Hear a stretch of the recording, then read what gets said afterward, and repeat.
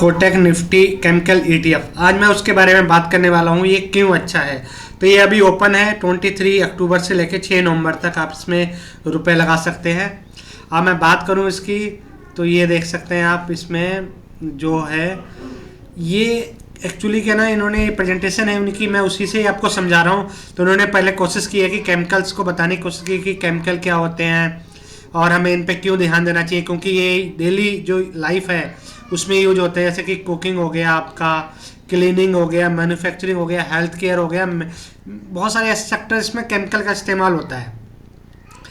फिर इन्होंने types of chemicals बताने की कोशिश की है, जहाँ जहाँ हमारे जो कंपनियां हैं जो इन्होंने केमिकल में जो काम कर रही हैं वो स्पेशली कौन कौन से केमिकल्स में है स्पेशली, तो उन्होंने बताने की कोशिश की गई है स्लाइड में।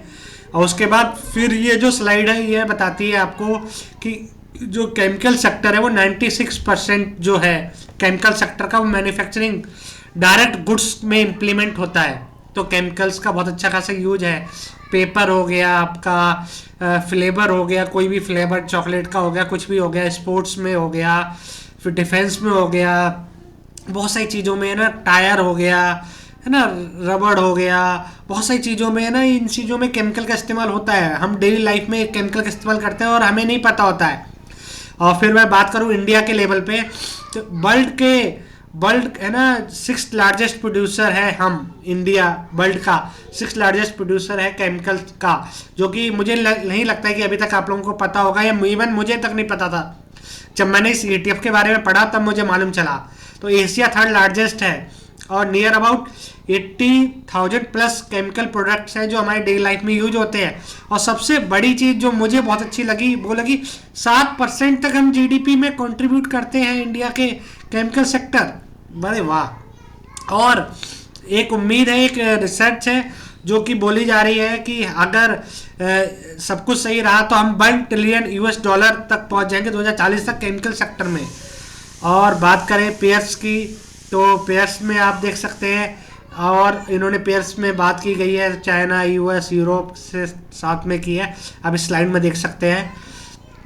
और इन्होंने और भी चीज़ों में बात की है, पर मैं आपको डायरेक्ट नीचे लेके जाऊंगा और इन चीज़ों पे कि पॉलिसीज़ क्या क्या है, इन जो इंडिया की जो पॉलिसीज आई हैं केमिकल सेक्टर को लेके, और इन्वेस्टमेंट फ्लो क्या है, FDI का क्या फ्लो रहा है केमिकल सेक्टर में, उस पर भी बात हुई है, अच्छे खासे बजट्स में बात हुई है।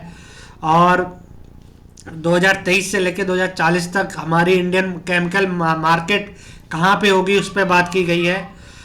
फिर हम इस पे बेसिकली ये बहुत कॉम्प्लिकेटेड है, आप लोगों को समझाना है इस वीडियो में, इस स्लाइड को, पर मैं कोशिश करूँगा आने वाले स्लाइड में इसको समझाऊंगा। मैं आने वाले ये बताया गया है इस स्लाइड के थ्रू, मैं बताने की कोशिश कर रहा हूँ कोटक की स्लाइड के थ्रू, कि जो केमिकल सेक्टर है उसका इंडेक्स का किस हिसाब से बढ़ रही है इंडिया के अंदर, किस हिसाब से कौन सा केमिकल किस किस डिमांड में बढ़ रहा है उस हिसाब से।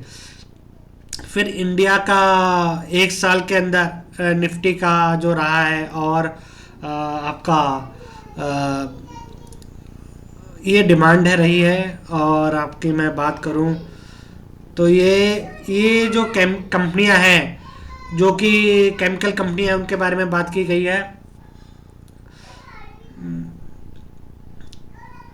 बहुत अच्छा ETF है, मेरे ख्याल से आपको ये लगाना चाहिए, और मिनिमम आप 5,000 से लगा सकते हैं। और लगाने के लिए आप जान सकते हैं और भी चीज़ें, इन्फॉर्मेशन इस स्लाइड को मैं अपने वीडियो में अटैच कर दूंगा, उसमें भी आप देख सकते हैं। Thank you.